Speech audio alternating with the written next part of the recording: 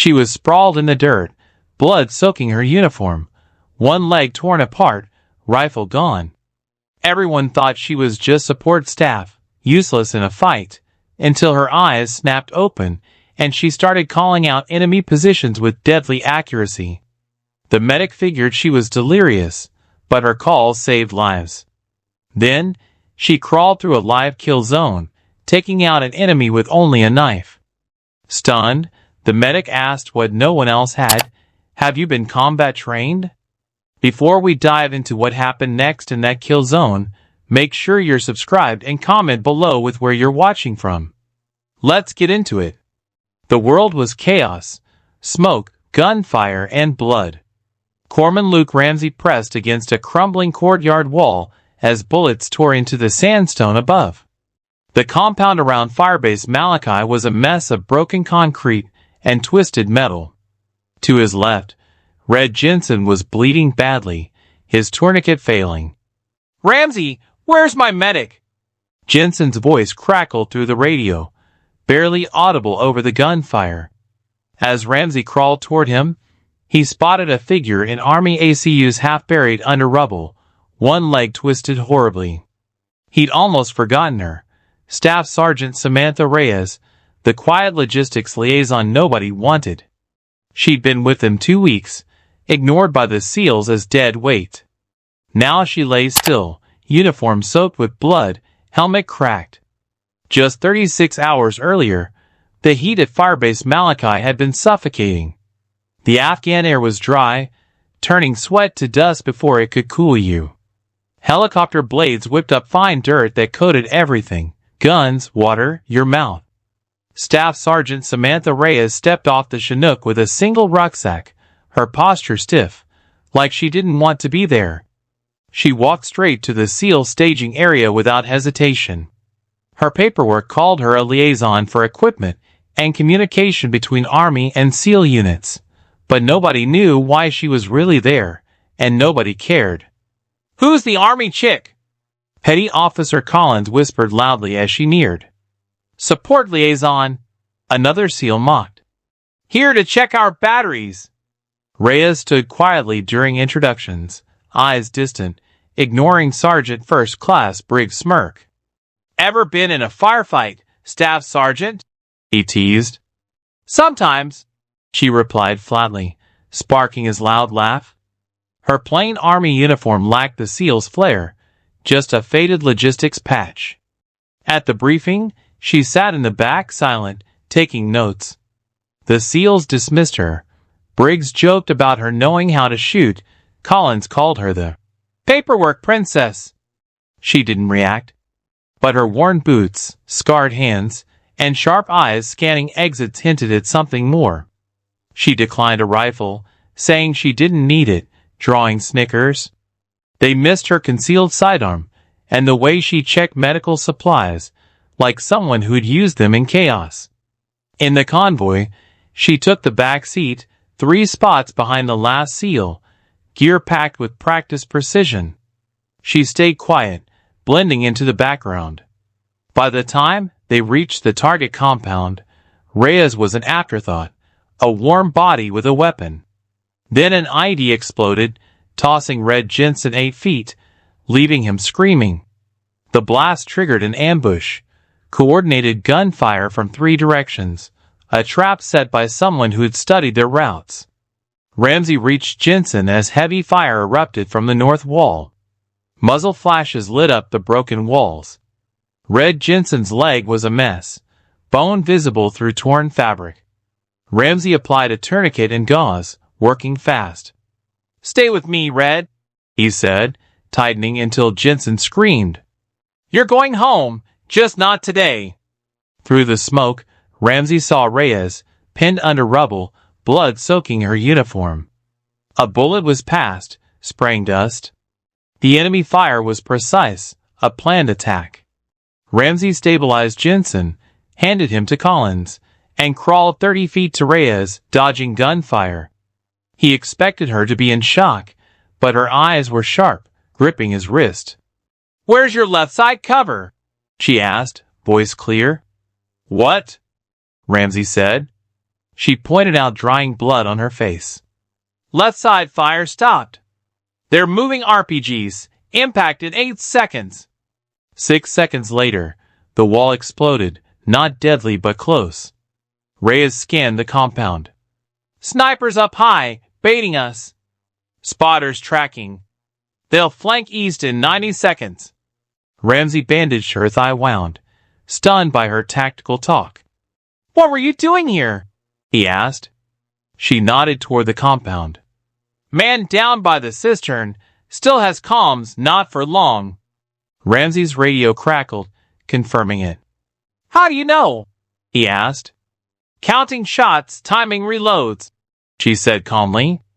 This isn't my first ambush. Ramsey kept bandaging, but her calm focus threw him. Most wounded panicked, but she was calling shots. Pressure's holding, he said, wrapping her thigh. Too tight, she replied. You're cutting blood flow. Ramsey adjusted the bandage, stopping the bleeding. He gave Reyes a look. She corrected him like someone with advanced medical training, not basic first aid. Pale from blood loss, she kept scanning the compound. Chest wound, 30 meters north, she said. He's bleeding out the back. Sealed both sides. Ramsey glanced and saw a teammate struggling with a chest injury.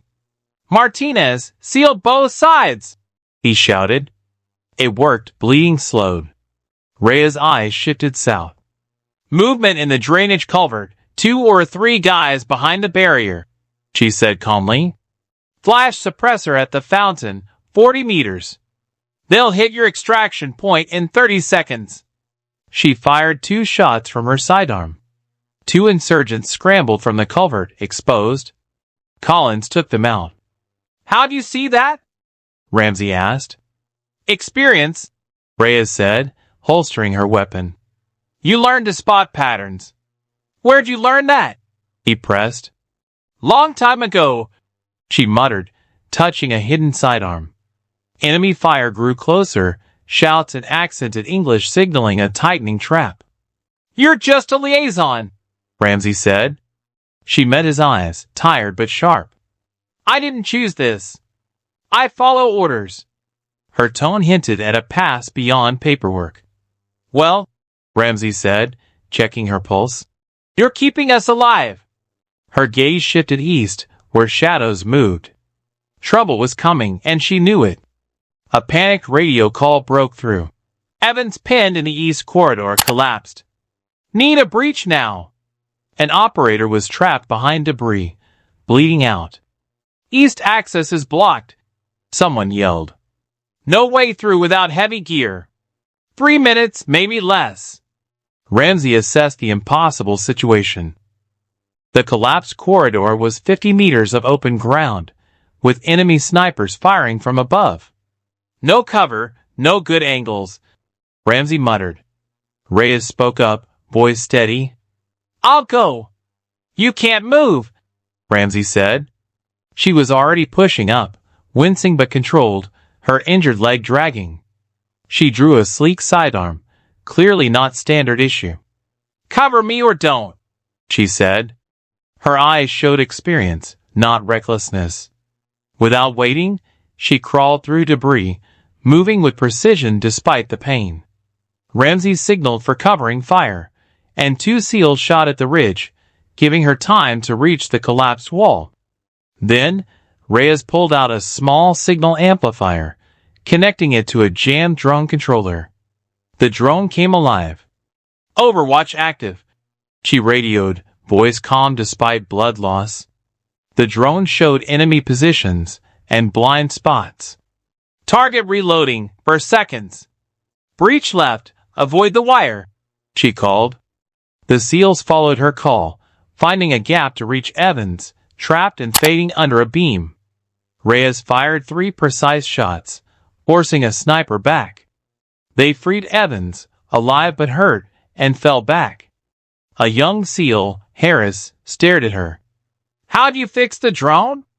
Forgotten power coupling, she said casually, like it was obvious. Basic countermeasure. Harris shook his head. And that shooting, Perfect shots. Center mass, nothing special, she replied, but her calm hinted at deep skill. Enemy fire weakened, their ambush falling apart. Helicopter rotors grew louder. Extraction was 15 minutes out.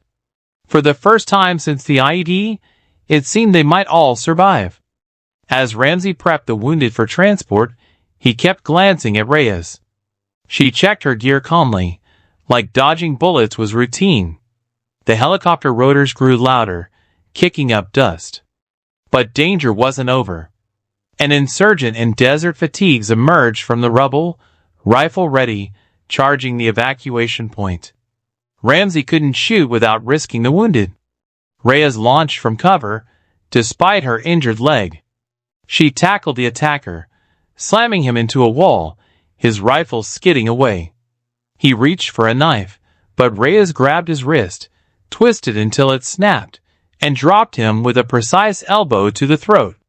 She finished him with 2 quick stabs from her own knife, clean and efficient. Slumping against the wall, she scanned for more threats, breathing hard. Ramsey reached her as the helicopter landed, dust swirling. "Where'd you learn that?" he asked, stunned. "Couldn't let him reach the wounded," she said, wiping her blade. Her moves were trained, not desperate. As medics loaded casualties, Harris approached, awestruck. "That knife work, back to your sector." Reyes cut him off, her voice commanding. He obeyed instantly. In the helicopter's red-lit cargo hold, with Evan stable, Ramsey noticed new details. A hidden, faded patch under her sleeve, not logistics, and surgical scars on her collarbone. "You weren't here for equipment," he said. She shook her head. "Temporary job, in and out. Nobody notices.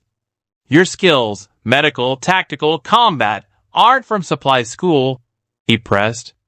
She met his eyes, silent for a moment, then said, "Too many deployments. Operations that don't make records." Ramsey nodded, realizing Reyes was likely a top-tier operator reassigned to a desk job to hide her skills. "They send you when things get messy," he said. "Sometimes," she replied, the same vague words she'd used before. Now, Ramsey understood it as code for secret missions. "How many of us would have survived without you?" he asked quietly. She stared out the helicopter window, at the growing lights of the base. "Wrong question," she said. "The real question is how many skilled soldiers are stuck in jobs that hide their talents because someone decided they're inconvenient." The helicopter landed at FOB Malachi as the sun set, dust glowing gold. Medics rushed to the aircraft. Reyes, pale from blood loss, was wheeled off on a stretcher, her eyes still sharp, watching the medics work. SEAL Team 9 gathered nearby, not ordered but drawn by word of her actions. The quiet liaison they'd ignored had saved lives, and likely the whole team. Lieutenant Commander Hayes, the team leader, stepped forward. Older, weathered from secret missions, he didn't speak. He just saluted her sharply, a rare honor. Reyes, unable to salute back, met his eyes and nodded once, a silent exchange of respect. As medics wheeled Reyes to the aid station, Harris walked beside her, still shocked by what he'd seen. "Just before the tent," he said quietly, "you saved half of us." She didn't look at him, just raised her hand slightly, maybe a nod, maybe nothing. Then the tent flap closed, and Staff Sergeant Samantha Reyes vanished into the paperwork, probably on purpose. But her skills and mysterious past left SEAL Team 9 with questions long after their mission ended. Sometimes, the most dangerous person is the one everyone ignores. What would you do if someone bleeding out gave perfect battlefield orders? Would you trust the quiet logistics officer, or call it shock? What kind of past builds those skills, official or erased? Share your thoughts in the comments. I read them all and want to know what you think Sam did before this. If this story made you notice the overlooked, hit like, subscribe, and turn on notifications. Share it with someone who gets that quiet people can be powerful. More stories about hidden heroes are on your screen now. Click 1 to keep going. I'll be back tomorrow with another reminder. The person they ignore might be the one we need most.